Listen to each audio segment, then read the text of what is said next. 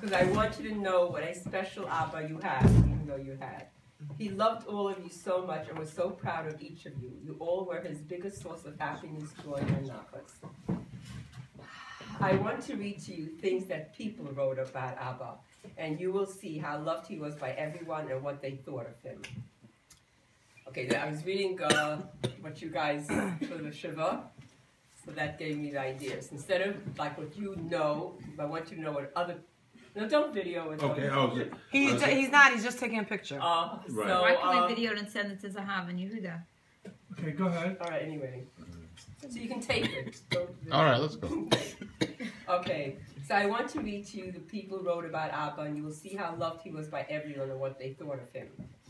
First of all, he was the favorite uncle to all his nieces and nephews. That's true. And then they always said, "Don't tell any of my other uncles and the little red magnets." The little red magnets. Yeah. Right? Okay. Everyone always mentioned his beautiful smile. Okay, so these are quotes from what people had written. It's not what I wrote. I just copied exactly what they had written.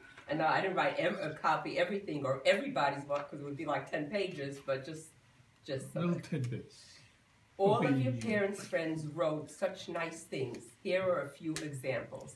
So it's Rifki's friends, the Voris, and Ephraim's friends.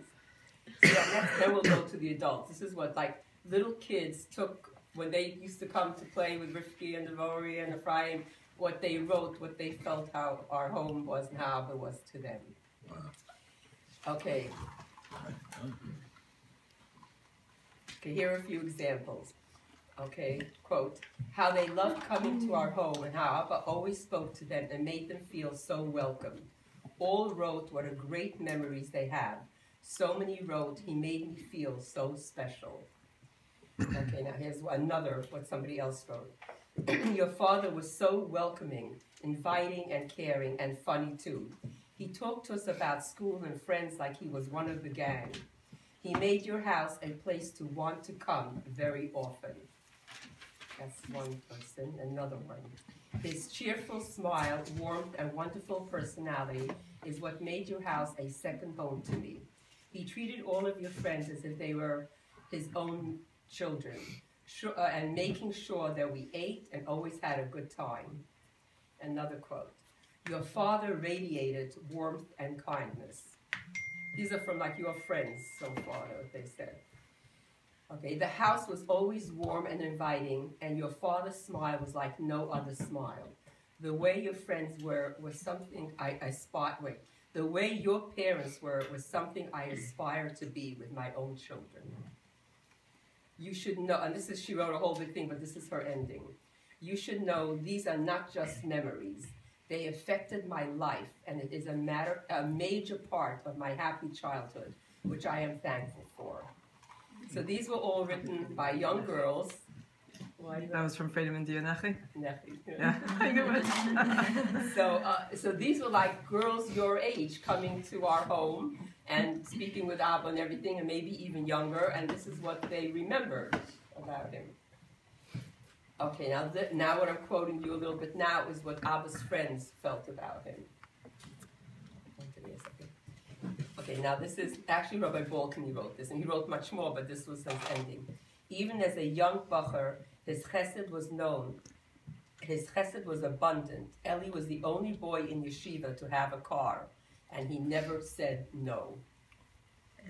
Okay, Eli had the unbelievable ability to make people feel important and meaningful.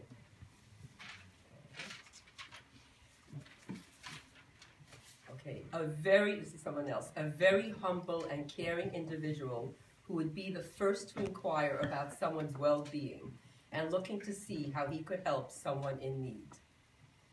Another person. He was a very special, sensitive human being. He was very unique, and that he cared about other people, especially at the time of need and painful time in their lives. Okay, now this is a longer one. I remember many wonderful things about Eli. His kindness, his gentleness, his humility, but two midos stood out in my mind. One, tremendous hakaras hatov, even for the smallest favor done for him. Two, the midah of doing chesed and helping people. His greatest happiness was when he could do something for someone. Of course, everything was done quietly, so no one should know. Eli had a very gentle soul.